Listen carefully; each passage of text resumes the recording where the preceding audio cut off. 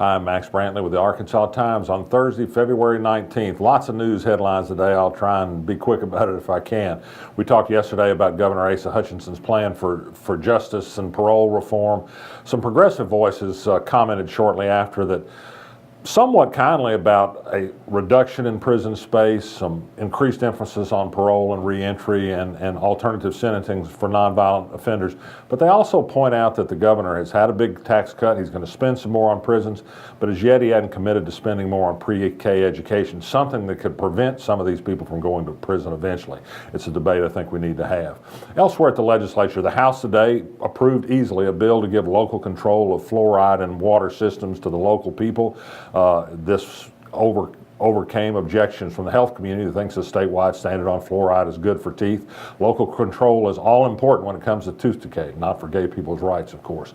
The House is expected to complete action today, too, on another piece of legislation in the medical field. It will prevent doctors from consulting by TV for women who are taking a pill that induces an early miscarriage, a means of abortion by pill. That's not going to be allowed in Arkansas. It's not being done now, and it won't be done thanks to this legislation.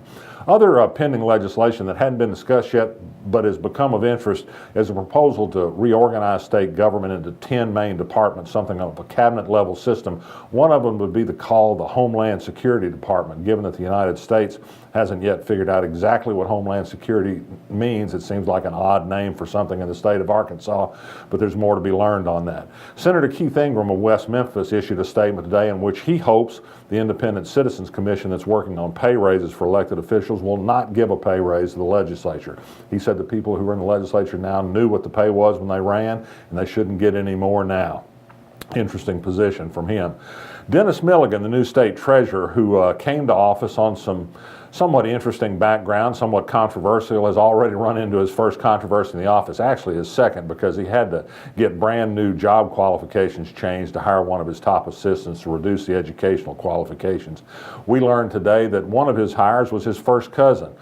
Paid him $63,000 a year. He worked for a month before the office found out that, oops, it's illegal under state law to hire your first cousin. It's in fact a misdemeanor offense. Whether there'll be any prosecution on this, I don't know, or whether there'll be any money returned.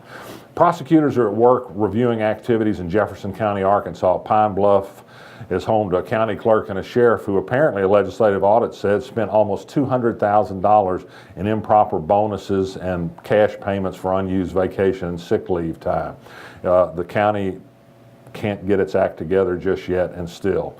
In another money matter, we reported this morning that KUAR, the public radio station in Little Rock, failed to collect $26,000 in pledges made in its last pledge drive last October, and they need the money. I'm a regular beggar for them on their shows because the credit card payments didn't get processed by the office on campus that's supposed to do it.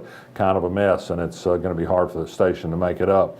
Great item on our blog today. You may remember when we reported a while back about some columns written by a youthful preacher named Mike Huckabee when he was 19 years old. He warned people against dancing. It can lead to temptation. Well, on a recent trip to Israel, Mike Huckabee is shown on video dancing to a Hasidic tune with a man, by the way. Now, that's something to raise your eyebrow about. And finally, the MAUMELLE Police Department, in the wake of some crimes related to Craigslist sales, people get met and get robbed, even killed in Little Rock last week. They volunteered to offer the parking lot at the MAUMELLE Police Department, which is monitored 24 hours a day, as a place for people to meet and do legal and safe transactions. That's it today for me. I'm Max Brantley. I'll be back tomorrow.